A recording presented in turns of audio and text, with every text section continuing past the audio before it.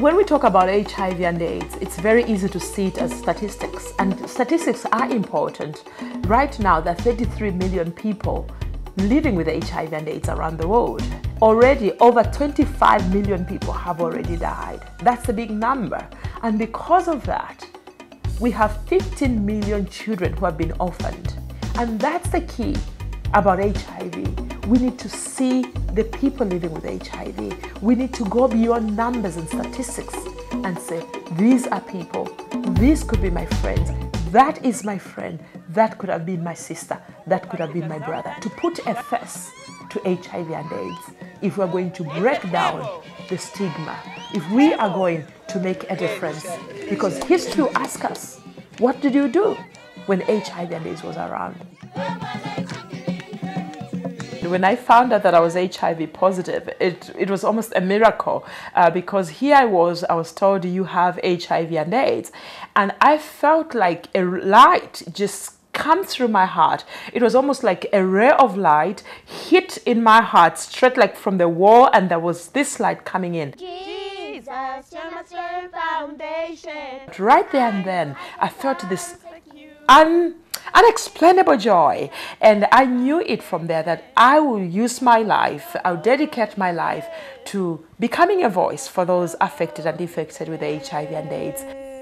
My husband wasn't unique in a way. His whole idea was that don't talk about this, and if you do, I'll divorce you and you have no other life. You end up going to the village. Because at the time, many people, when they learned they were HIV positive, they didn't want to talk about it. It was a disease that was filled with shame. It is a disease that was filled with much stigma and discrimination.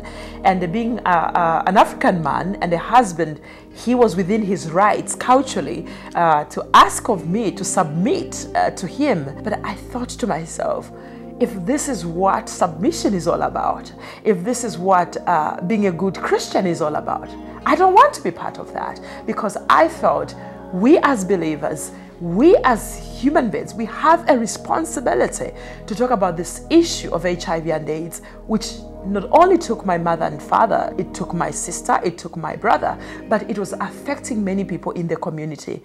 And the only way we can overcome it, I would say, is to break the silence and the stigma that is attached to it. So imagine all this going on in my life, and yet I've committed myself to go back the next week on the radio. Not even knowing where I was going to come from. Willy, willy, willy, don't be silly, HIV and AIDS is real. Amaka Willy, don't be silly, HIV and I wanted people to know about HIV and AIDS. So early in 1998, I had all these ideas, and for me it was agent. I was told I would only live for 6 months. I started a community school for orphans. Again, I thought, what name will I call it? Here was Fountain of Life. And I thought I'll only help 20 children. 60 children came. And the organization and the school continued to grow. Then I began to speak in Zambia, almost all around Zambia. People wanted to have someone come and share her personal story. Part of it was training pastors to understand HIV and AIDS, training teachers. Also was just some days to go and be with young children in the community and tell them about the basics of HIV and AIDS. Hello and welcome to Positive Living Program. I am your host, Princess Kasune Zulu, with you in the studios today.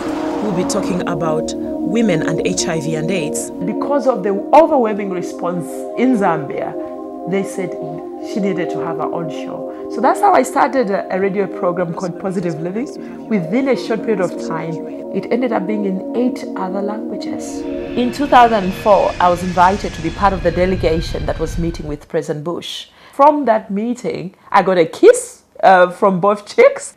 And because of my case being there and many other representatives, so that led into passing of the $15 billion bill, which has come to be known as the Global AIDS Fund or Presidential Fund called PEPFAR. Beyond HIV and AIDS, this book is about life. It is a journey. It is about faith. It is about positive living. It is about choosing what you're going to focus on. In each one of us, lies the ability to influence our world and make it a better place.